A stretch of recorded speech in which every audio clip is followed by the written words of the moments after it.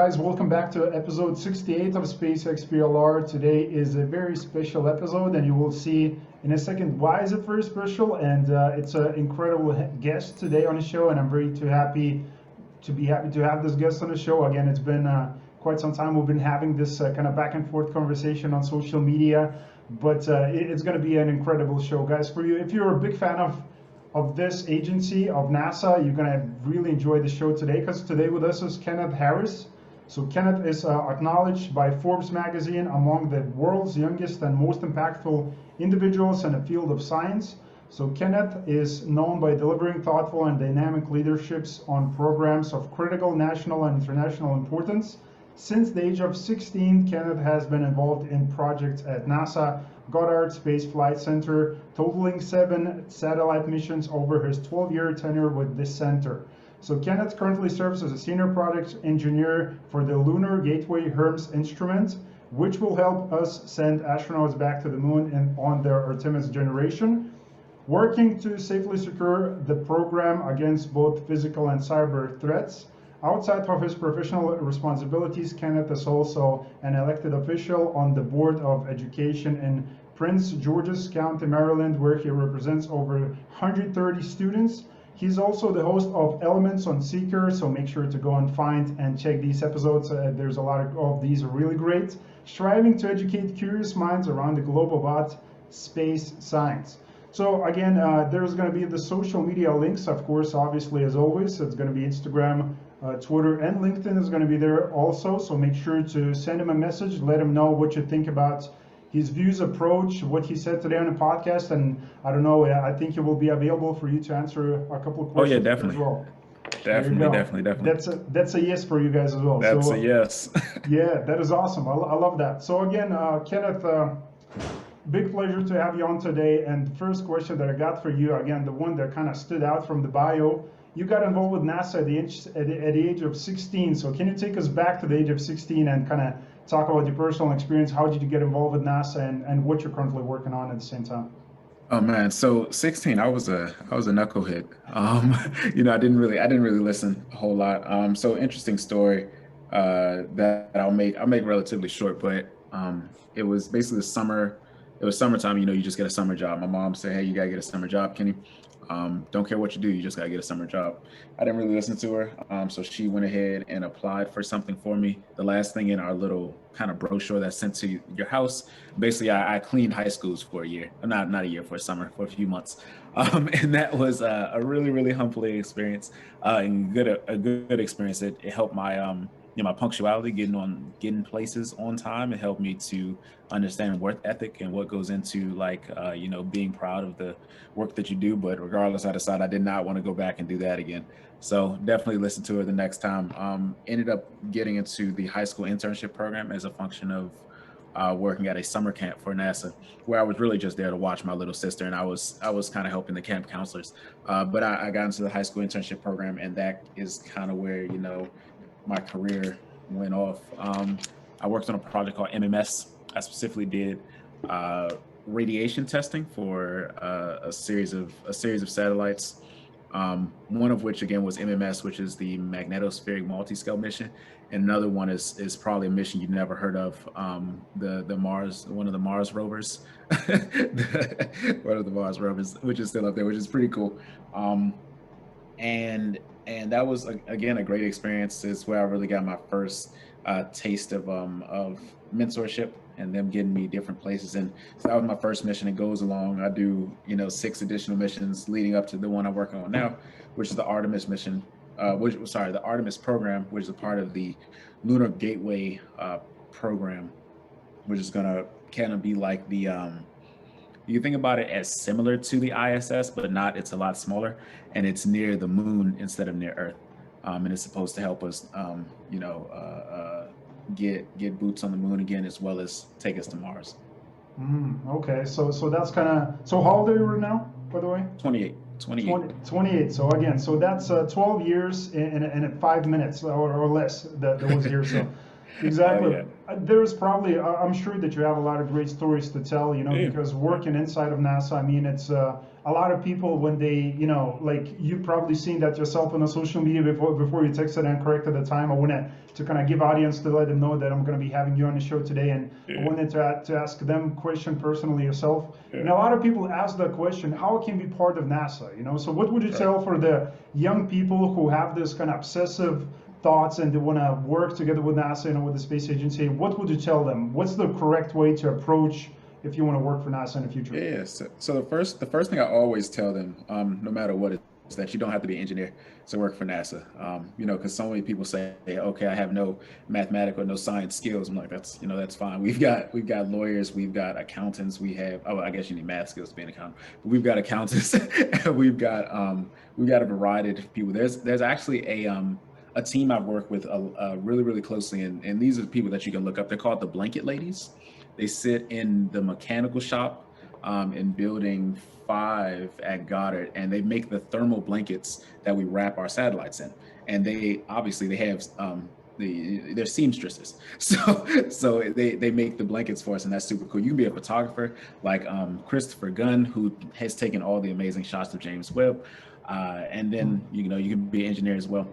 So the best way to go about it is to kind of look up different fields that we have. If you say, it has to be your passion. So operate within your passion, and then make sure that NASA aligns with your passion.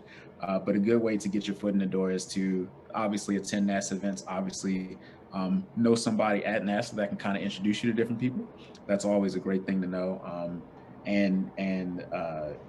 Be ambitious. Be very intentional about what you do. It's a hard field to be in. It's a difficult place to work, not because of the culture, but because of the problems that we're tackling. Anyone looking from the outside in can kind of see how we take an idea for a satellite, and it'll go years until we get to launch. Sometimes, James Webb, for example, years until we get to launch. Hermes or Artemis, the Artemis program, again, years. But again, you just have to operate within your passion, love what you do, and meet people, network. But you don't have to be an engineer. That's kind of the first thing I tell everyone. Got it. Okay, so that's good. So the best one that I got so far, make sure to get in contact with somebody who is an insider. So I'm pretty sure you're gonna expect some messages towards your way after this interview. Yeah, you could definitely do that. You can definitely do that. Introduce me to someone. Yeah, so that is Yeah, awesome. yeah. So of course that's a great advice, by the way. That you're saying you don't have to be an engineer. You just can be obsessed, because it depends what you do. As I mentioned, you can be somebody who is great at law or just photography, and you can be part of that as well. So, but part of your 12-year journey so far, can you tell us, any great stories, kind of the struggles or kind of the win moments, any good and bad kind of moments throughout these years? Yeah. Let's see. Uh, I was thinking earlier years, and then I worked my way up. So one of the first moments where I realized that I had a lot to learn in terms of engineering, and it kind of molded my mentoring style, I'll say, is when I was in my second internship. I had or third, it was one of the two. I had a mentor named Alfonso Stewart. We worked on the GPM program together, which is the Global Precipitation Measurement Satellite. And that's a combined program with JAXA, which is the version of NASA in Japan, the Japanese Aerospace Exploration Agency. Um, Really cool, really great folks, and really great team to work with. So I walk into Alfonso's office, and he says, "Hey, we have to design the elbow hinge for the solar array panels, which is basically how you power the satellites. You can kind of see them in your background there, off to your left, I think, solar panels, but for the satellite. So we're doing the elbow hinge for that. And he basically says, "Hey, we need to design this whole thing. What do you want to make it of? How do you want to deploy it?" And he just leaves everything up to me. And I don't know anything. It's my second, third internship. Like I said, I'm literally there to learn. And he says, "Okay, what do you want to build it out of?" And sets 6 blocks in front of me, and one's made of wood, one's made of titanium, one's made of like aluminum alloy. And I say, "Cool, I'm gonna pick the titanium block because it's the strongest one up here, and I want my satellite to be strong." He lets me go through the entire design phase of this thing. Um, and we get to the end and he's like, hey, I just want you to know that's way too heavy to fly. And we kind of work our way backwards and say, okay, well, this is how you kind of think through it. And that really helped me to develop a hands-off mentorship style, because that helped me to, he really allowed me to think through the entire process by myself first. And so that was kind of one of my first experiences with it was a failure, but it was a success at the same time, because you go through all that design and you can't use it. But that's neither here nor there. One of the more interesting stories from being older and more mature in the engineering field is, like I said, I worked on JWST, so the James Webb Space Telescope. By far my favorite mission to work on, not just because it's an extremely popular telescope, but because of what it will discover and because of just the team effort that we had to go through to build something like that. So one of the cool stories I always like to tell everyone, and hopefully it kind of resonates with folks, is that at heart, the people that you work with, no matter how old they are, we really love what we do. We're really children at heart, I want to say. So we after we integrated this satellite, the two major components, OTE to ICE to sorry, OTE to ITE. No, Otis. Sorry. Whew, wow. Acronyms. The optical telescope element to the IEC, and the ICE is on the back, the mechanical area, to form Otis. We shipped that down to Texas. We put it into a custom clean room that was built outside of the chamber that held one of the Apollo missions before I went up. And we lowered a satellite, and it's usually oriented kind of like this, so you can see the gold mirrors. We kind of lay it flat on its back like that, because we need to do some work up in the back area of it. So we lower it on its back, but the threshold of it is so close to the ground that you can't walk underneath it and work on it. Kind of like if you jack the car up in a shop. So instead, you see these grown men and women, these engineers that have been in NASA for 25, 30 years, and in these full bunny suits. We actually lay on the ground, and we're literally sliding around the clean room, like on our backs and on our stomachs, like to get underneath this telescope. And it's such a playful environment, but at the same time, we're actually doing hard, meaningful work. But at the same time, we make it extremely fun, because we have to be in this clean room environment for, it's usually 8-9 hour workday. We usually like to stay in the bunny suit for at least like 5 of those hours, because it's kind of a task to bunny up and then bunny down. And so that was another experience, just being around the telescope and being able to experience and build things like that was great. I'm thinking of other things that I can just rattle off to you.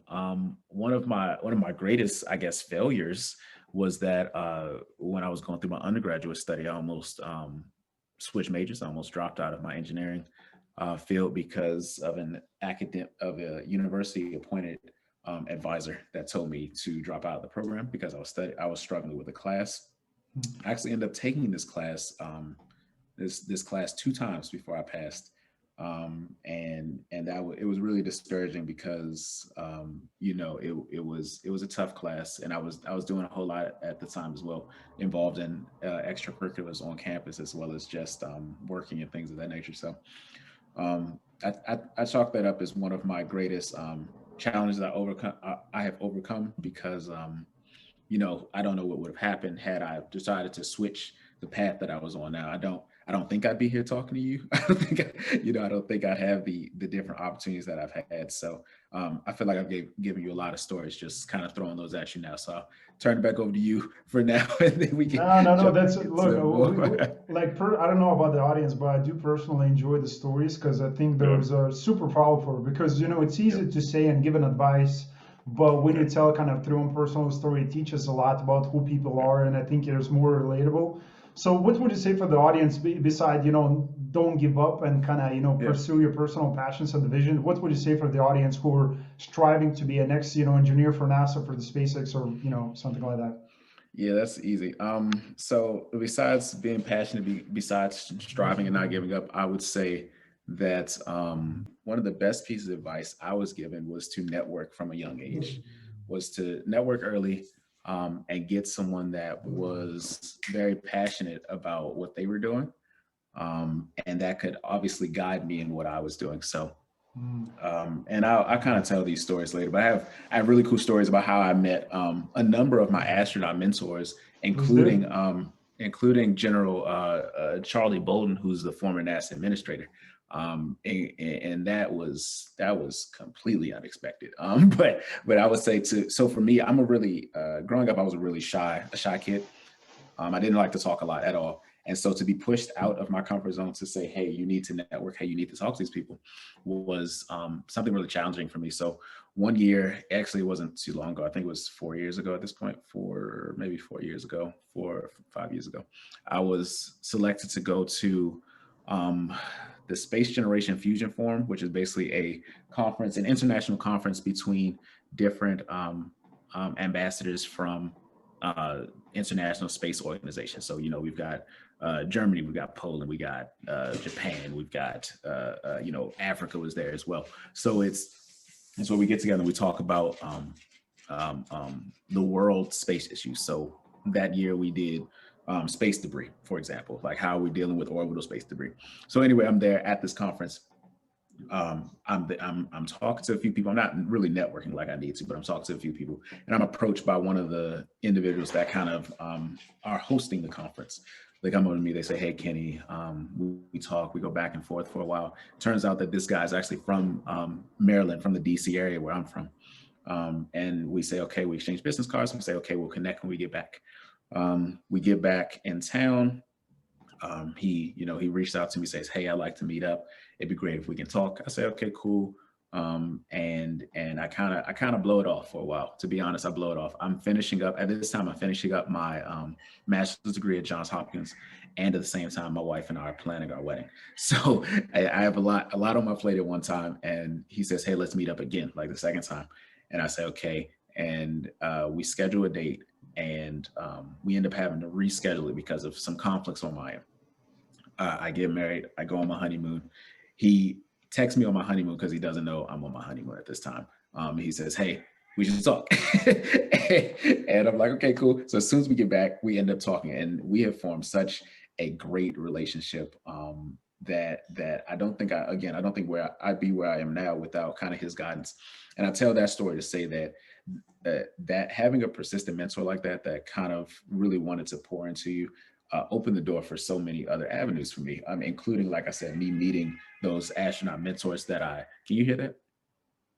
No, that's perfectly fine. Okay. That's a good sound.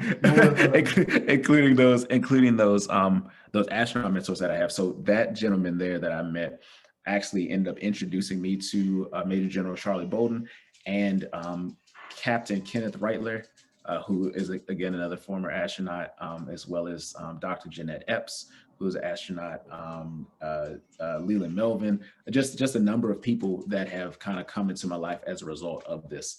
And that's something where I can kind of text them or call them at any time, saying, hey guys, I need, or I want to just kind of pick your brain on this. How do you feel about this? How do you feel about that? So much so that this past March,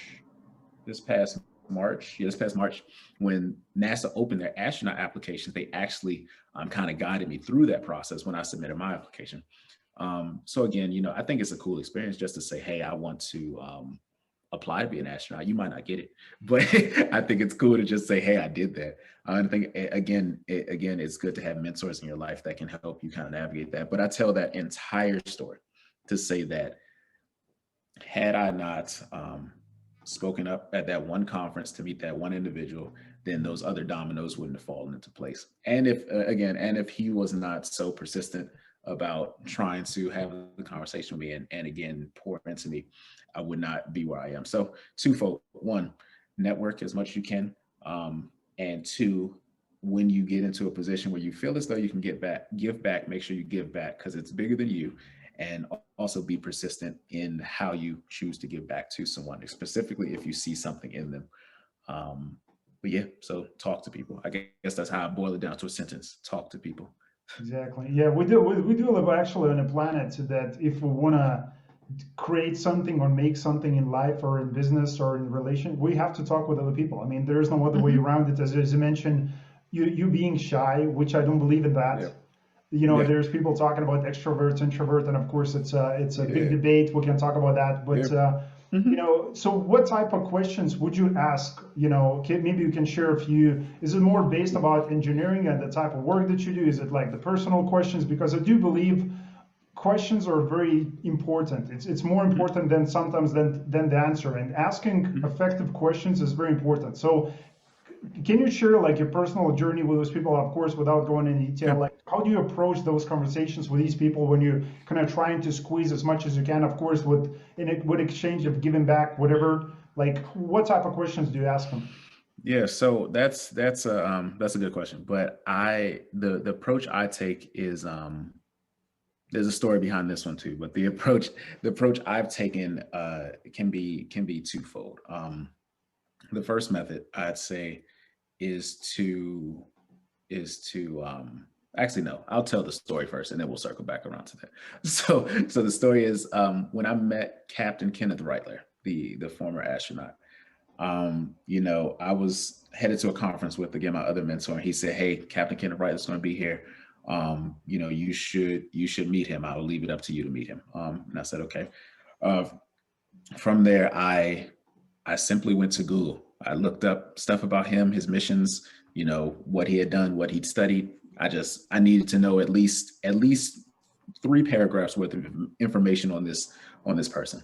So when I actually got the chance to talk to him, what I did, and this is another answer to your question, is you need to have your elevator pitch, which is obviously your 60-second pitch. And for the audience who might not know what an elevator pitch is, it's if you are in the elevator going from floor 1 to floor 4, let's say, and let's say you want to be an astronaut, and Major General Charlie Bolden walks onto the elevator. You've got 60 seconds to tell him about you, about what you hope to do, and hopefully kind of relate to him in some way that makes him want to continue the conversation.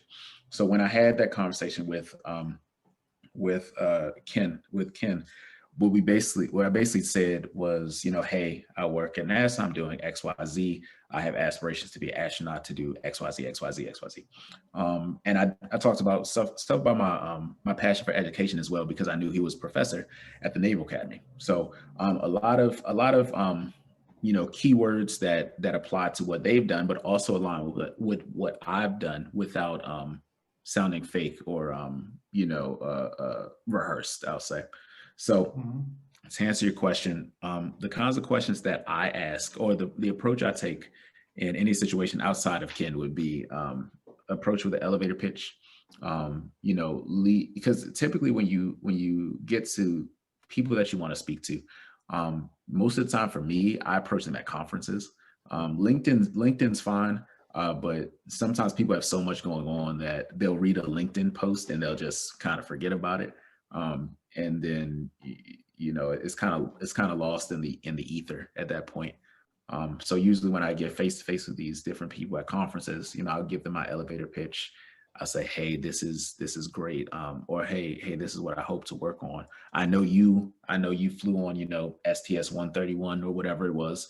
And you kind of go from there. But the goal of that first interaction is to be unforgettable, or not unforgettable, but is to be memorable, so that when they do take your business card, or when they do hear back from you, then they'll say, oh yeah, that's the guy that was talking to me about education, or that's the guy that was talking to me about GPM or James Webb.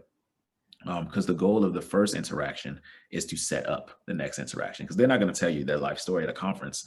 They're not even going to tell you their life story over LinkedIn. What you want to do is capture their attention for a follow-up. You want to capture their attention to foster a relationship, because you don't walk up to someone one day and say, hey, can you be my mentor? I mean, some people do, and that's okay. But a mentee mentorship relationship is just that. It's a relationship, and it has to be developed over time. You can't force something like that. And you can't get everything out of one conversation. So I lead into my first conversation thinking, what is the next conversation going to be? And how can I make sure from what I'm saying in this 60 seconds, this person wants to talk to me again? That's kind of how I approach it. So I didn't give you a specific question to ask, I guess, but that's kind of the approach I take. So, I mean, you can ask what we call open-ended questions, which are questions that will result in them not saying just yes or no. So it don't say, have you ever worked on a satellite? Yes. And that could be my answer. It has to be something more in depth than that. So ask an open-ended question like, how do you feel about the James Webb Telescope being delayed or something like that? And hopefully they'll open up a little bit more about it.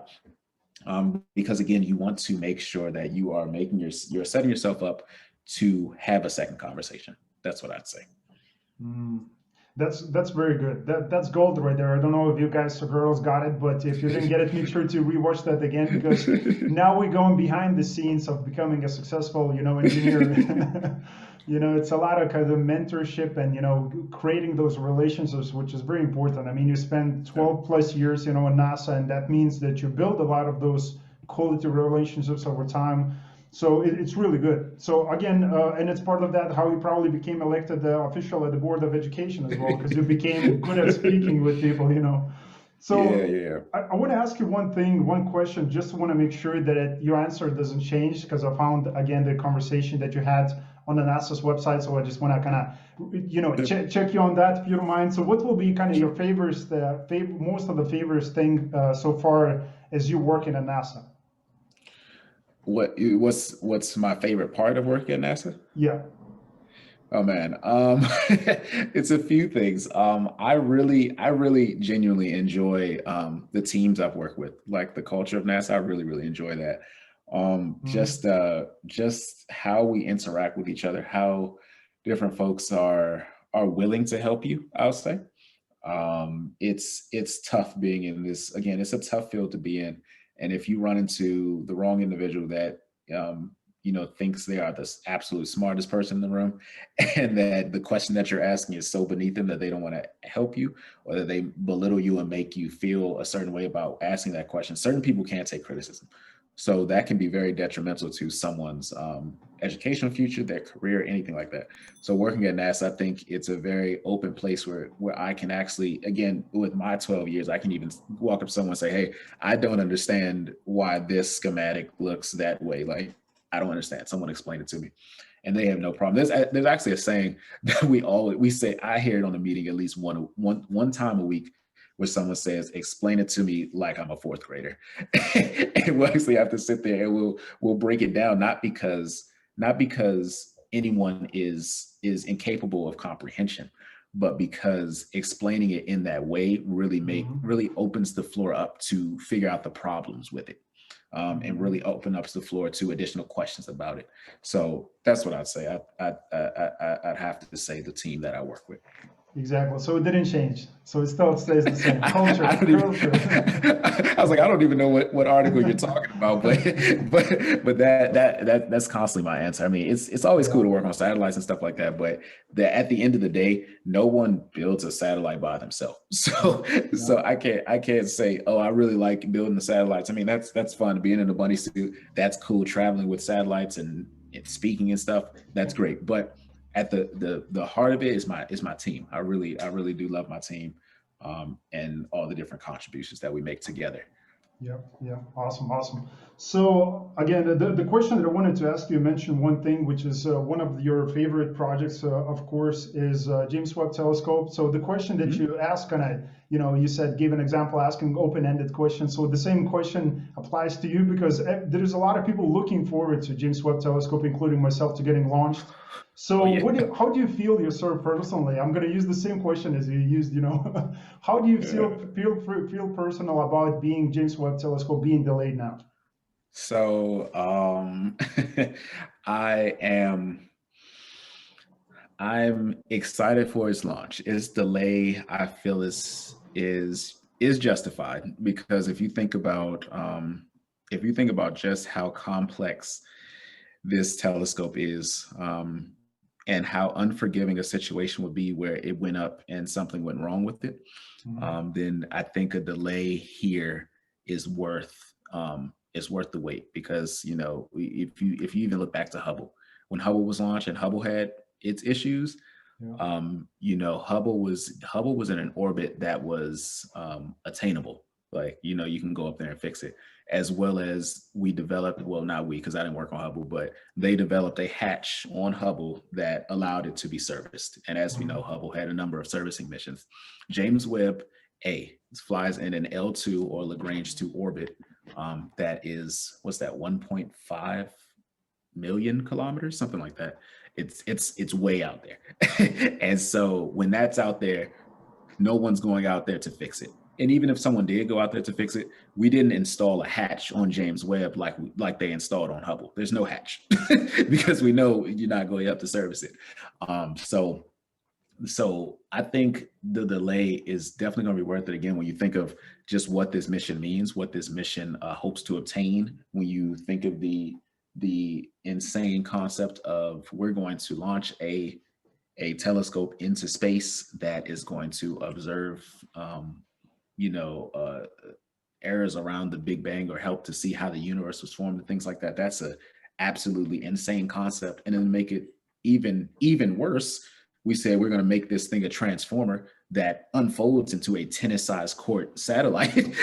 so to take an insane concept and to make it more insane is to say, okay, let's get it right here. And then when we launch it, we can say 100% we did everything humanly possible to make sure that this thing was functioning correctly.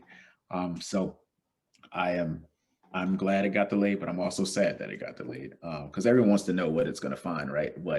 But I think I'm still safe to say that within my lifetime, I will see James Webb go up. If it was delayed 50 plus years, I'd be like, well, now we're pushing it, but I think we're still in the safe range. Oh, definitely. I agree with you on that one because exactly, there's a lot of man hours, manpower, brain power that's been put into this project. So we want to see it successful from a day one. Right. So, we have to just wait it out and people have to be patient because I know that's one of the things that we don't have as people is just patience. And is there anything else besides, can you explain us, maybe give us a little bit of insight the way NASA operates with the projects that they have in the pipeline? So let's say if the James Webb telescope is getting launched, hopefully this year, let's say October, are we going to see anything else coming up after that in the pipeline, or are you just going to continue to service remotely the James Webb telescope? Or, is there something in the pipeline already after James Webb? Yeah, so there's a mission called W First that's in the pipeline after James Webb. I'm not sure on all the details of W First because I've been working on other projects. But some of the biggest projects coming up that I encourage the audience to look into is W First, which is just a W and then the word first. If you follow the Kepler missions, which identified a host of habitable exoplanets and stuff like that, Kepler has Kepler mission is retired, but their new mission, TESS, TESS, will be coming up soon. What else? Artemis, the Artemis generation. Recently, NASA announced their astronauts that will participate in the Artemis generation. We've got a number of projects in that. Lunar Gateway, that's a big project that's coming up. And then we have the other small research-based satellites that are going up that aren't crewed missions. So Lunar Gateway is going to be crewed, and then you have your set of commercial spaces. So you got the SpaceX, you got the Blue Origins. All those different folks, but there's definitely not a shortage of missions going up. I'd say it's just kind of your flavor of what you want to look into, and even if you want to look outside the U.S., you can look at other countries and what they're doing now. We've got an additional project with JAXA coming up. Another thing, I don't know when this is going to air, but JAXA and JAXA and Toyota have actually partnered to build a new lunar cruiser, which is going to be part of, which is going to be hopefully utilized on the moon in the coming years. Shameless plug, I did a secret episode on that is not out yet, but it will be out soon.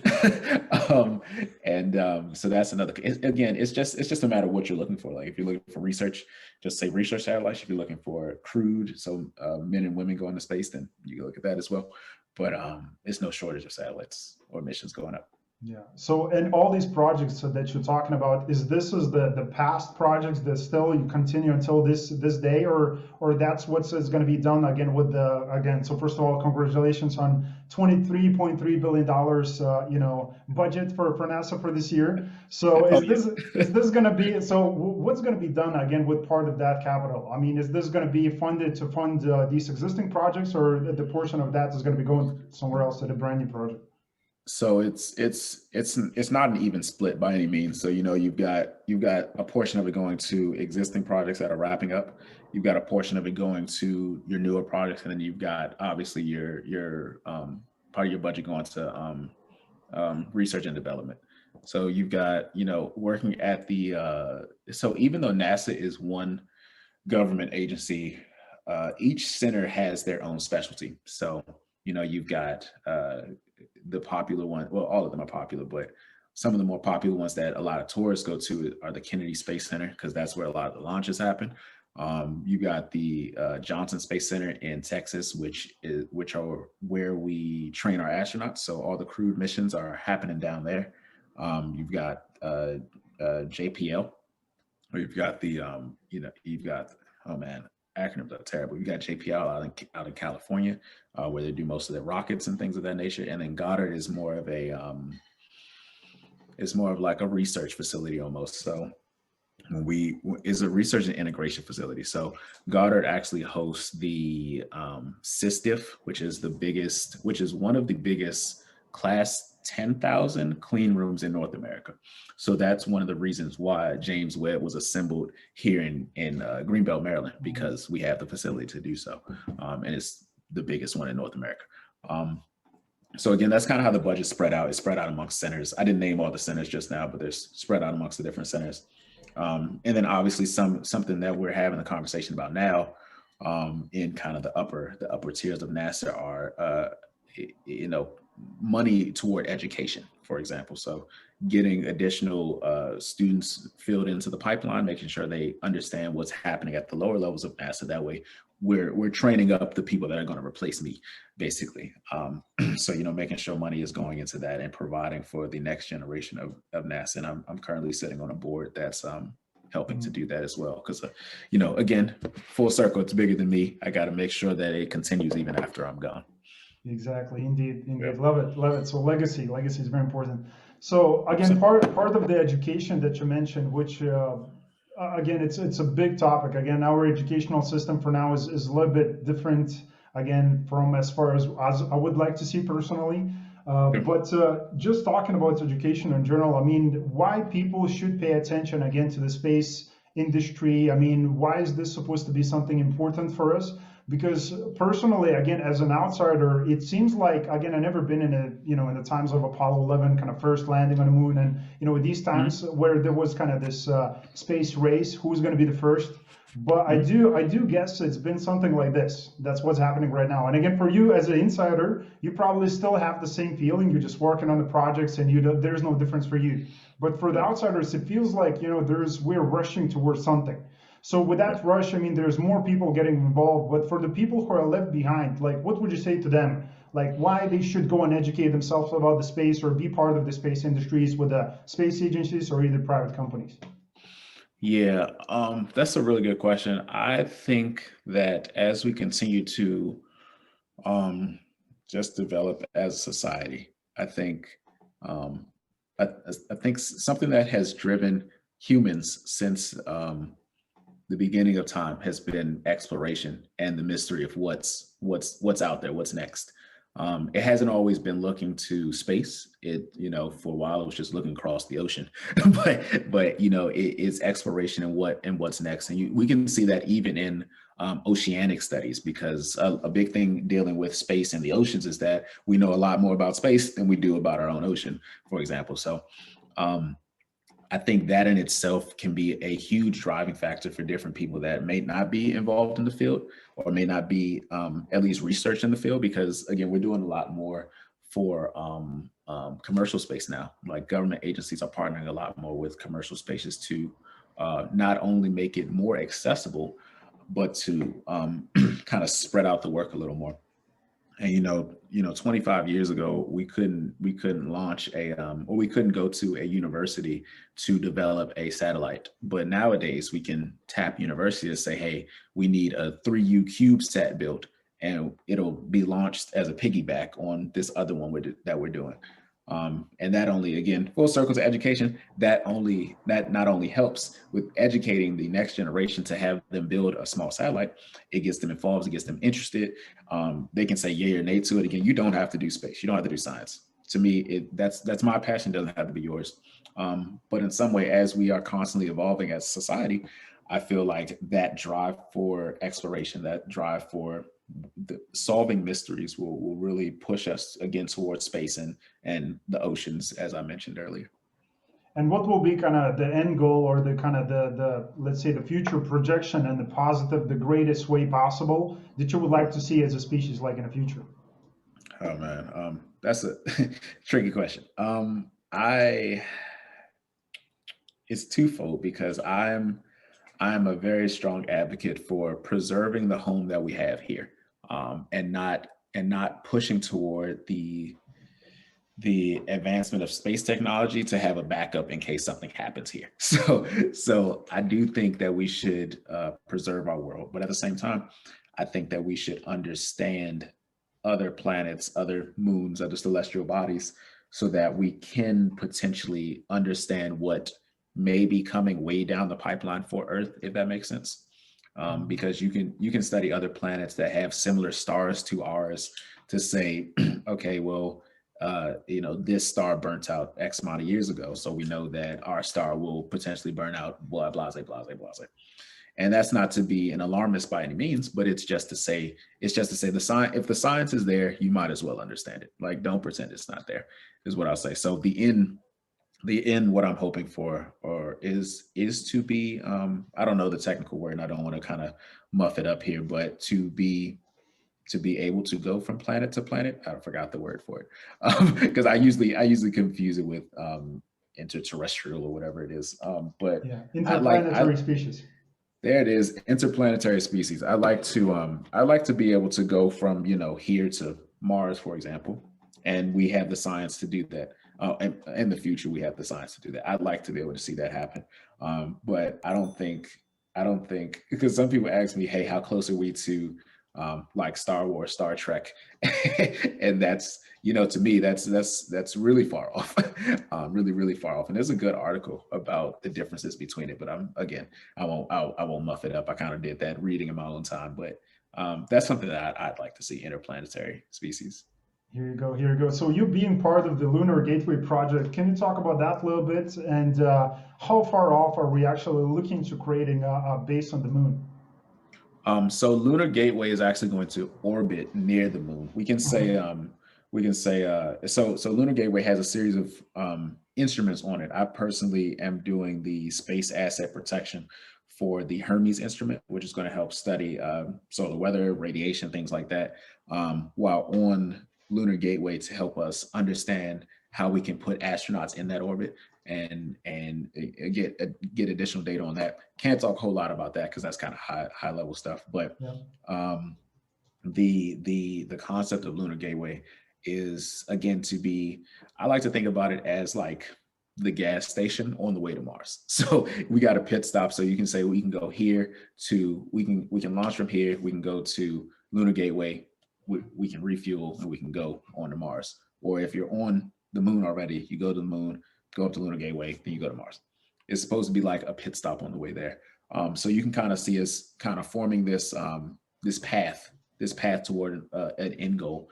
And in the in the space field right now, there is kind of a split between the moon people and the Mars people. Basically, like, we need to go to Mhm. Mars now, or we need to go to the moon now.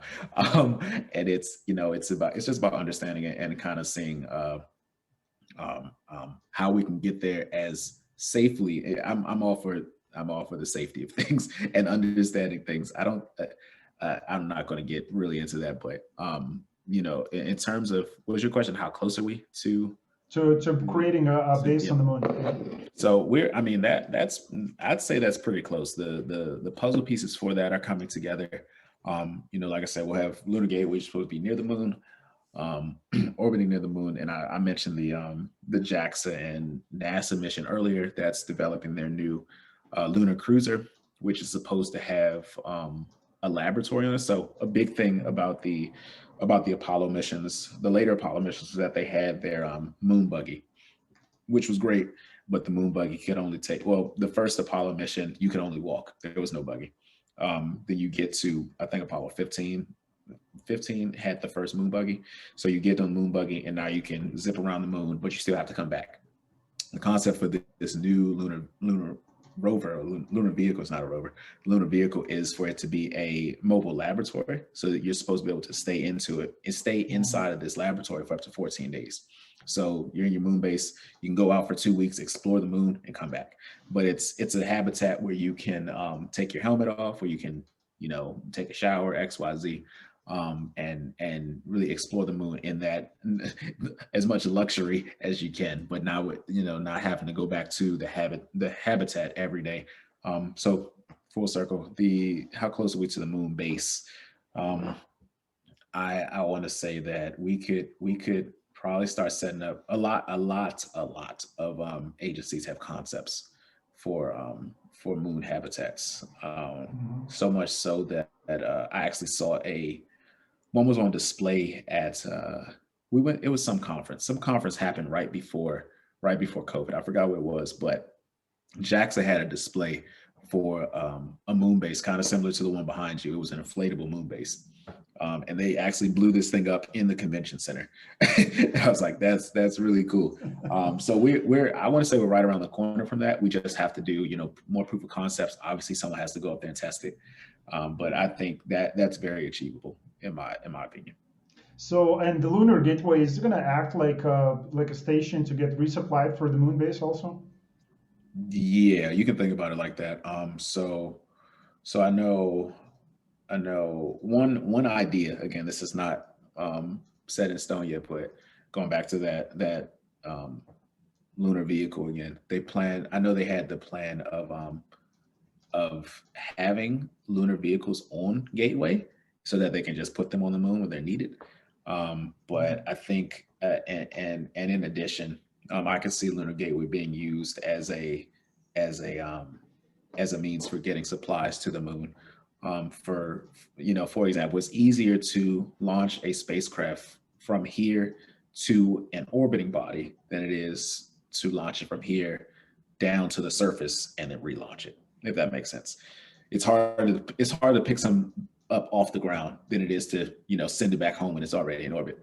So I can see different scenarios where we decide to go from here to Gateway, and that just kind of be a holding area, and then you send it down to the moon, which is a lot shorter distance. So I can see those ideas, but again, those are all working concepts right now. And again, I think things like that are right around the corner. Yeah, exactly. And I think that's a lot of people right now probably commenting, oh, you guys always say that. It's right around the corner. And it's 7 years later, you're still not there. It's difficult. It's difficult to get it right. I do understand. I mean, for us as outsiders, the people who are just, they just watch and they, it's easy to make a judgment. Oh, it's way too slow. Everything is way too slow. But why do you say, I mean, why everything is taking, why this specific project's taking, years, 5 years, 10 years? Like, how do you go about these kind of projects and the timing when it comes to those? I mean, there's probably a lot of, mitigating risk factors that you go about, and you probably have a ton of those meetings. But how do you plan out the schedule for these projects? Yeah, so I'll start off by saying it's difficult because you are literally doing something that hasn't been done before. Like, if people ask, okay, when are we going to have a moon base? My first question is does a moon base already exist? Like, these things take time, obviously. And it takes even more time when we are sending a human life to be inside of that moon base. And it's basically a 0% chance. I mean, a 0% margin for error. And then, and again, dealing with human life, you have to build in all these redundancies, and you make sure that, okay, what happens if let's take an inflatable moon base, for example. What happens if there's a hole in the moon base? I don't know, something like that. You just build in these redundancies to make sure that you are preserving human life. And then worst case scenario, you have to, try to do an evacuation from the moon. Again, a insane concept to say we need to evacuate people from the moon. So again, these things take time because again, cutting edge things that haven't been done before. And on top of that, they're costly. They take money to do. And as we know um, and I'm going to jump on this soapbox and then off this soapbox, specifically in America, there's a lot of conflict with political agendas. And you'll see kind of the money from NASA go one way, and then, it's up here and it's down here. It's up here and it's down here. It just goes back and forth. So, and then with different administrations, the goals for what NASA targets will change. So recently, our current administrator has one of his biggest drives has been the Artemis generation, putting boots on the moon, things of that nature. And you might have noticed since he's taken his position, a lot more media around space, like movies, space TV shows, like those have come out because we're building public interest in space. Because you can't do any of this without money, and so you have to build public interest to make the public want to see more of it in real life. That's how you get money to do it in real life. So there's no coincidence that you've seen a surge of space movies come out of the past 4 or 5 years. It's because you're building up for this Artemis generation. So just this past in 2019, I think Ad Astra, who was that? Was that Brad Pitt who did Ad Astra in 2019? So it's kind of like it's just building up to something bigger. But again, I'm going on a tangent now. So it's because it takes time, and it's because cutting edge technology. Those are kind of the two biggest things when it comes to making the schedules and stuff. It's about what you're trying to accomplish, your end goal, and then your margin of errors. And then again, getting a team that can do it, because cutting edge stuff, you got to find someone that thinks they can do it. Because again, you haven't done it before. So you have to find someone who thinks they can do it and then go through that whole process. So I think it's because it's really exciting work, but media has painted it in a way that makes it seem really easy. If that makes sense. Like, you can't repair a spaceship with a blowtorch alone. Kind of like if you watch The Mandalorian, he basically repaired his whole spaceship with a blowtorch, and we're like, all right. And so it makes it seem easier on TV than it is in real life. So that's kind of my tangent. Maybe in the next 100 years, when it's really going to become easier, once we're going to get everything figured out, maybe then. I look forward to it in all honesty, but I just want to make sure the public knows that we're not, it's not as cookie cutter as it seems. It's each satellite, each mission kind of has its own unique life to it, even down to the blueprints of the origin, of the orbit that it'll fly in. It's pretty unique. So it's a cool field to be in. So how do you feel about satellites, itself? Because I had on a podcast a number of astrophotographers, which for them it's only the one word they use to describe a satellite. They call it the junk. That's pretty much it. Because that's for them. That's done for them. But how do you feel about the entire satellite, thing going? Again, you mentioned you've been in an event where you the main theme was space debris. So how do you feel about that? And, do you think it's become a really big problem in the future? Because right over there, we have an ISS, and I think we had a critical kind of close call approaches just last year. So how do you think it's all going to play out with more and more satellites, and because of the internet connections, because we need that? So how is that going to play out at the end of the day? What do you think? Yeah, so that's a big topic that we're dealing with right now. And the main thing is that space debris is not the responsibility of just one country. It's really the combined junk of the world, but in space. So I think that how to play out in the future, there's a number of different companies, and I can't name them all off the top of my head, but there's a number of companies that are actually taking on space debris head on, trying to figure out cleanup solutions and things of that nature.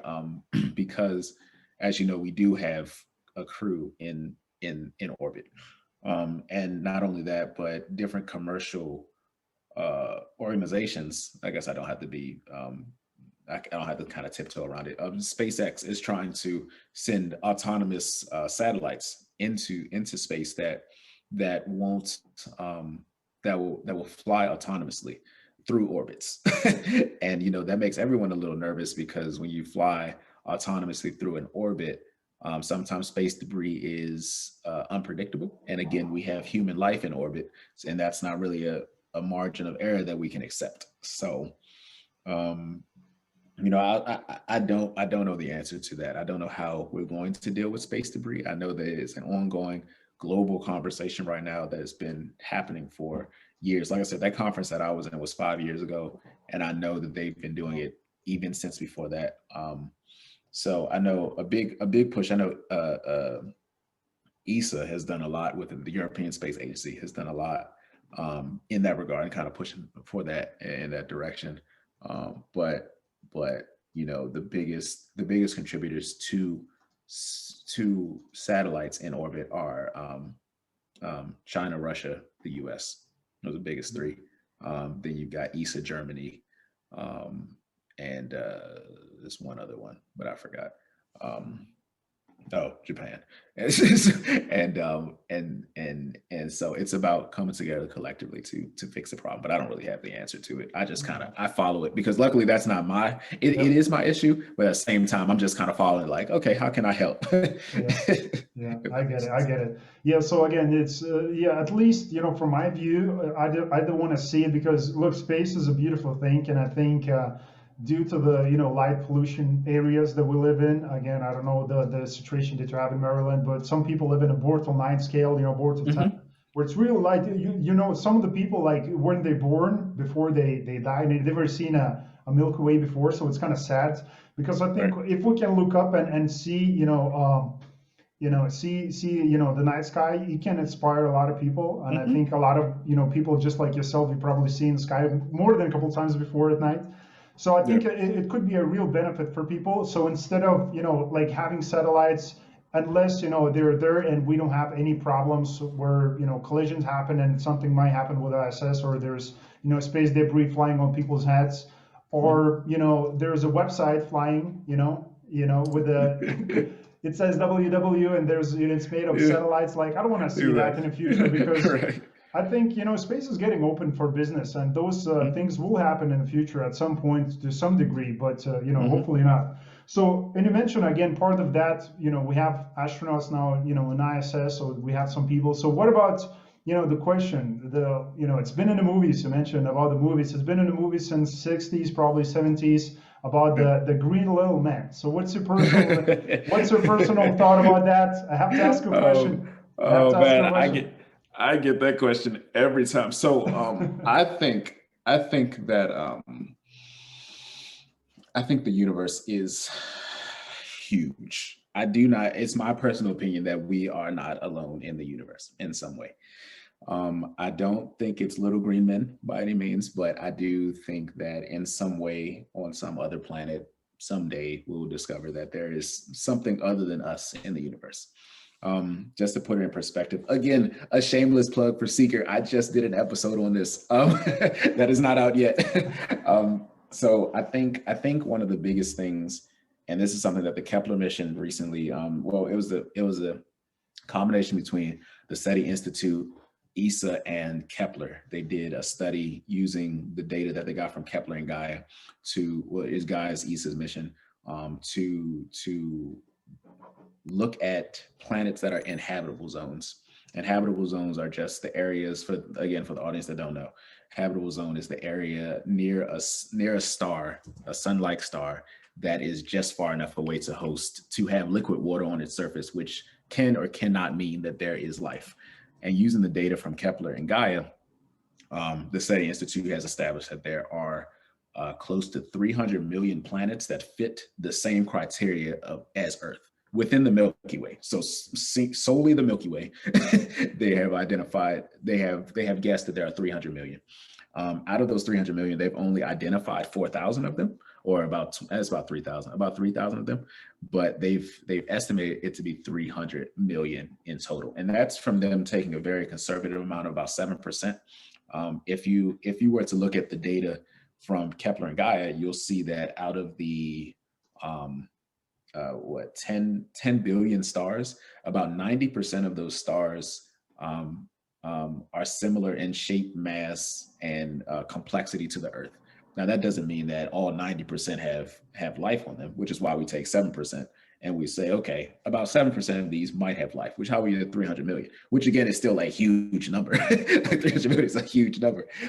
And for them to already have identified about 3,000 of them, it makes you think like, what's happening out here?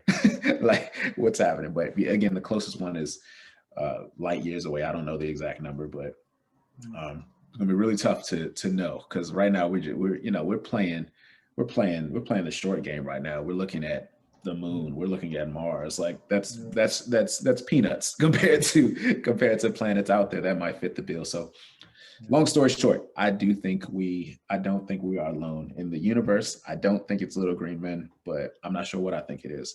But I'm hoping that I can continue to work on projects that will one day answer it, hopefully like James Webb and other projects I worked on will be able to answer questions like that. Exactly. So on part of those projects, the Perseverance that is landing, February this year. So can you talk about that? Because I think part of the project and part of the whole idea of having Perseverance, because it's going to be looking for, for the traits of, was there a life before on Mars, and, kind of making sure that we can, land future astronauts on Mars as well. So how important is the entire project, and how far are we seeing, similar to the moon question, how far can we see us as species on the moon, like on the Mars full time also? Yeah, so that's a tougher question. I'm not. I follow Perseverance just in the news. Mm-hmm. I worked on the initial Mars rover that went up there, and that was a very small part. We worked on their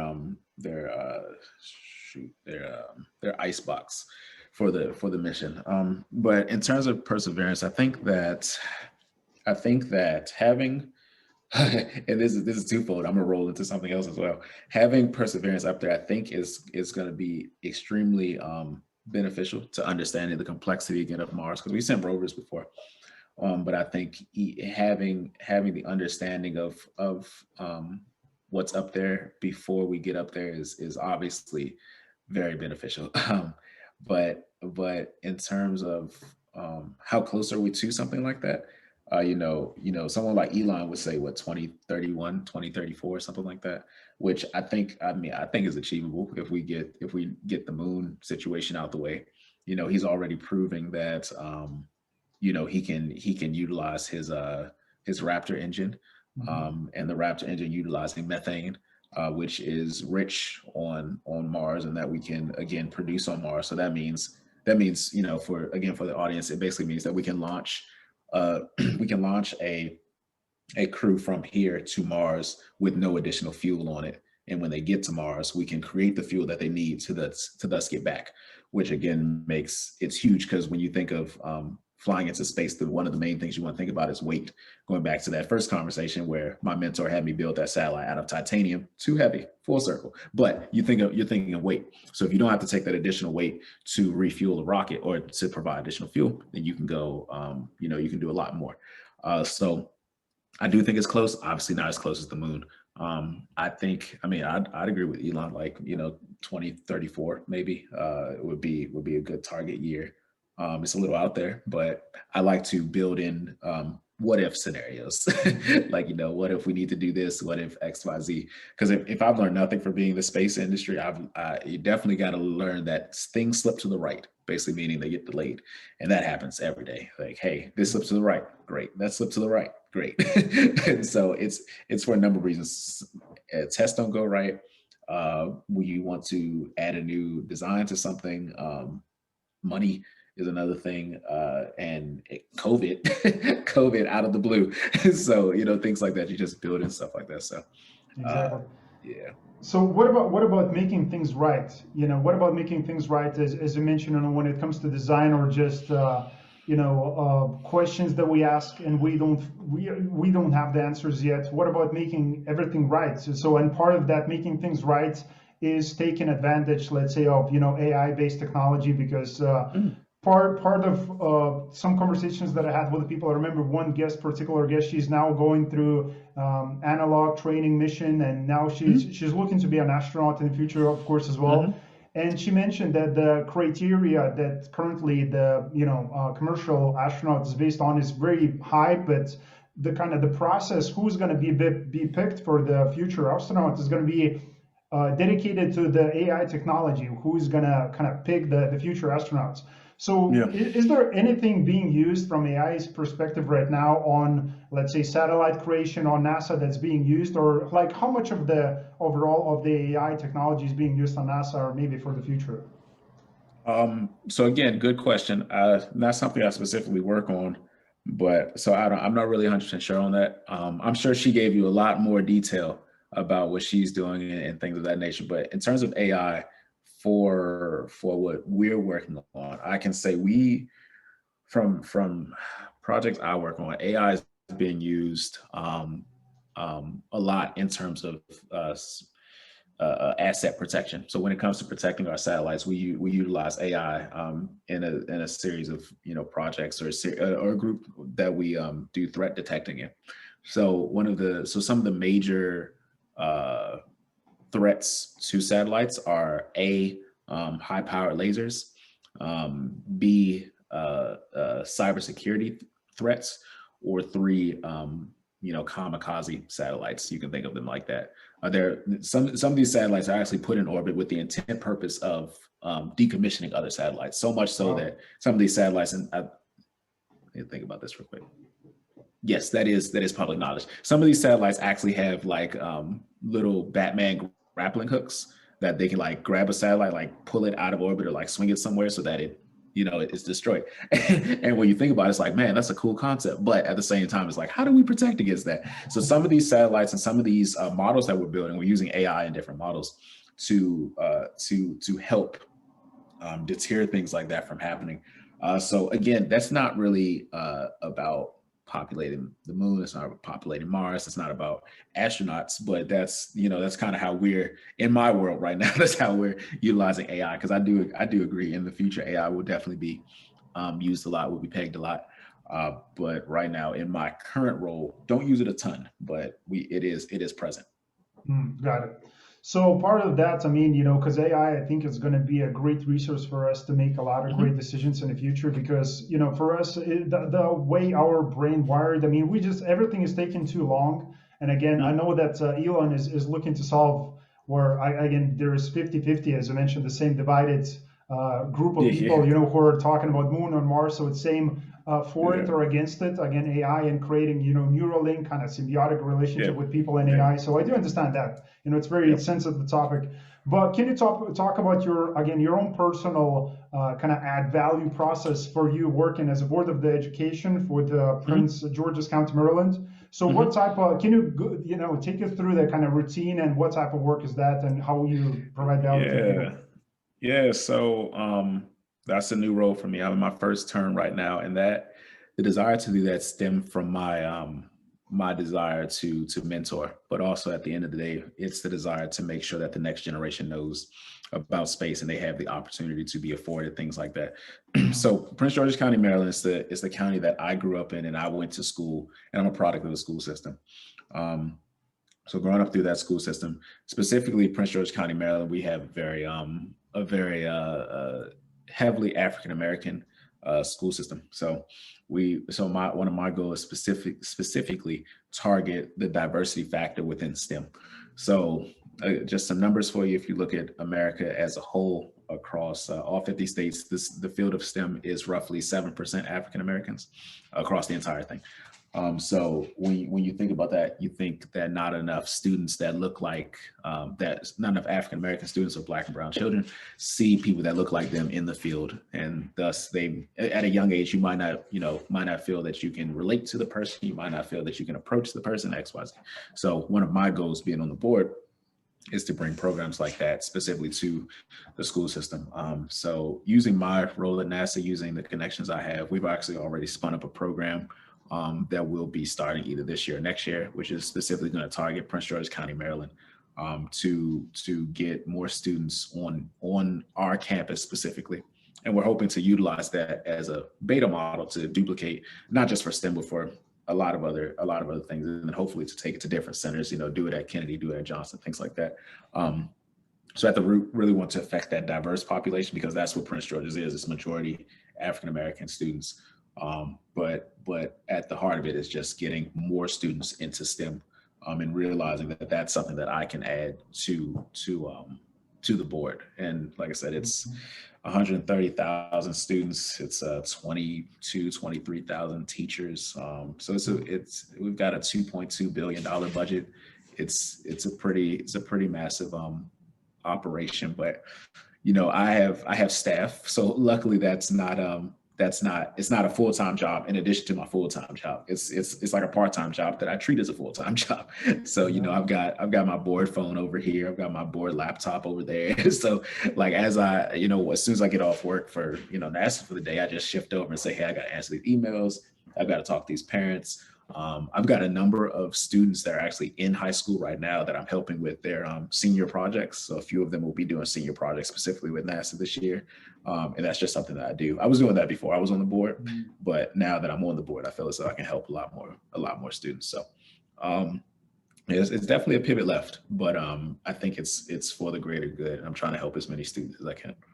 It is definitely for really great good, because as I mentioned, to speak about the topics on Census Administration, creating the space for young engineers, which again is very important, and again striving to educate curious minds around the globe about science, because science is one of the pieces that drives us as people. Because I think again, through the space space flight and space engineering, there's been accomplished a lot of great innovational things. Again, like the cameras that we're talking about, again, the phone camera, the laptops. I mean, a lot of things that we use at home has been part of the innovation in space, engineering. So it's really cool that you're being part of that, part of the message, inspiring a lot of, young people, and, raising them up and telling them, hey, look, you can follow the path that either you or other people created, and you can become part of that, again, part of the change. So that's really awesome. So besides, the work, like, what does it look like in the space engineer world? What does it look like having a spare time? Like, what do you do in the spare time? spare time. Is there any spare time? So most of my spare time is I've been married for 3 years, so spend time with my wife. I'm a new dad. My first son was born in September, so he is 4 months old. He's learning to babble right now, so he does a lot of talking. So a lot of my free time spent with them.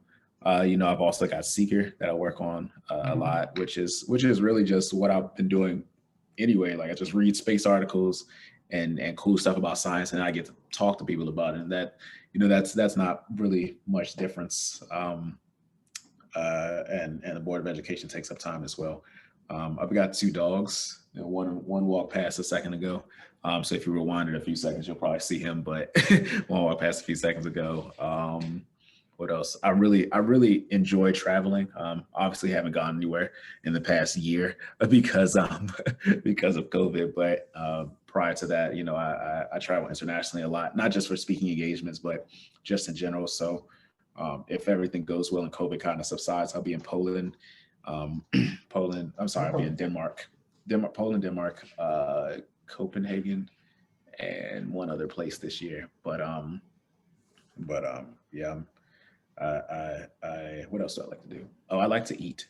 I always like to tell people I like to eat. So I like to try new restaurants and try new cuisines and stuff like that. So I like to kind of dabble, and I read as well. So that's stuff that I like to get into in my quote unquote free time. And last thing, I'm in a doctoral program, so I'm a doctoral student. so that's it's a fun experience, I'll say. I'm learning a lot. We're in a class called Cyber Resilience right now, where we're just learning about cyber technologies and things like that. So it's a lot. Yeah, it's a lot going on, but I thoroughly enjoy it. Awesome. So it seems like very busy, and it seems like you don't have a lot of that spare time, as I said. So which is good. Yeah. Which is good. Busy is good, and I guess you have everything balanced again through all those 12 years. So you mentioned the books. I'm gonna have a last few questions that I wanted to ask you, if you don't mind. So you mentioned the books and the articles. So any books, space engineering, Yep. anything from outside of the realm, and anything that you would recommend for people to read? Yeah. So, what is the name of that book? It's on my shelf. Two things I'm reading right now, and I'm trying to find it, unless I left it upstairs because I was reading it. So one, actually, a book I just finished is called "We Could Not Fail," but that's about great African American contributions to the space agency or the space industry. I'm currently reading Barack Obama's book, "The Promised Land." I've actually cultivated a lot of my books using an app called Bookshelf, which is where I just put all the latest articles I'm reading, secret videos that are coming up. So a lot of stuff that I read and think about in my free time. Like if I see an article, I'll just throw it on Bookshelf and say, "Hey guys, read that if you get a chance." And I think that's really the easiest way to to keep up with what I'm reading. But those two books that I mentioned are the two main books I'm reading right now, or that I've read in the past. And I'm looking. I'm open to suggestions. So anyone in the audience who's like, "Hey, you should read this," send it. Send the request my way, and I'll order it off Amazon or something. Awesome, awesome. Yeah. Good. Always looking to learn, even though Yeah. after 12 years working with NASA. Here you go, Oh humble. yeah. Love it. Oh yeah. Love it. So look, the last question again of being Yeah. humble and adding value to the communities and raising the young generation to be great. Like what will be, is there anything else that you would kind of like to leave as part of your personal generation, kind of part of the legacy? Um, you mean in general or in this Yeah, podcast? in general for yourself, yeah. Yeah. So in general, I hope to leave like the spirit of willingness to help others. I want to say, because a lot of people that are, I don't want to say that have my years experience, but a lot of people that have been in this industry for a while, they don't like to talk, they don't like to give back in really any way. And if they do, it's really just intentionally for like show or something like that. So I hope to leave kind of this era of talking to people and intentionally wanting to form these groups and these conversations around what we can do for each other collectively. Because not only the space industry, but just engineering in general is, like I mentioned earlier, team based. It's really you really can't do anything by yourself. So I think the best thing you can do is network, talk, get those team skills up. There's a number of people, and there's a number of people I feel as though I can call now and just talk space with them anytime or kind of pull on them. I know the way you and I met is because Ron reached out to me and said, "Hey, he's gonna contact you. He's a great guy, great podcast. Go ahead and talk to him." I was like, absolutely, like no second thought about it. So, I think again, it's important to go into it with the mindset of I'm here to help others and also help myself at the same time. So what can I do for you to help you in the future? And that's something that I want to offer openly on this podcast. If there's anything you need from me in the future, please feel free to reach out. I know, like I said, this kind of back and forth was difficult to get to, but we finally got it scheduled. I'm so glad that we got the chance to talk. Awesome. So again, I love the enthusiasm and I love the willingness to give back, because I exactly know what you mean when you say that a lot of people kind of just do it for the show. So it's very important because we all do live on a planet. So we all do need to understand that, like, if we want to go somewhere, we need to go collectively. It's either physically, we have to be on the same page. So it's very important. So I love the fact that you want to bring people, again, just be, authentic self, and guide other people, by being a leader at the same time. So love it. So again, guys, I want to ask you one thing. Again, if you share this episode with your friends, it's always going to be a good one, for them to watch, because especially if they're looking to become a future engineer for NASA or ESA or JAXA or ISRO, it's a great episode to have a lot of kind of behind the scenes that you need to become a great networker. What does the kind of day routine look like? Most of the space engineers do enjoy travel and food, insights. So make sure to pass this episode along. I'm sure they will enjoy it. Something to do in a COVID time, educate themselves a little bit more and force them to look up a little bit more and dream more, because that's very important. So again, and for you, Kenneth, is a big thank you. Again, thanks for joining me today, sharing your personal passions and reasons why you do what you do. You know, it's very cool. Like I'm a big fan. So thank you. Yeah, no problem, man. It's a pleasure to be here. Pleasure to get the chance to talk to you again. If there's anything I can ever do for you in the future, I'm more than happy to do that. And hopefully we get the chance to talk again real soon. It was really fun. Thank you, I appreciate it. So again, make sure to send best wishes to Kenneth again in the comments down below. Pull him for him, you know, tell him, look, you're gonna become a next future astronaut, because I think that's what you're aiming for as well. So make sure keep pulling for this man. So again, guys, thanks for watching this episode, and as always, don't forget to keep exploring.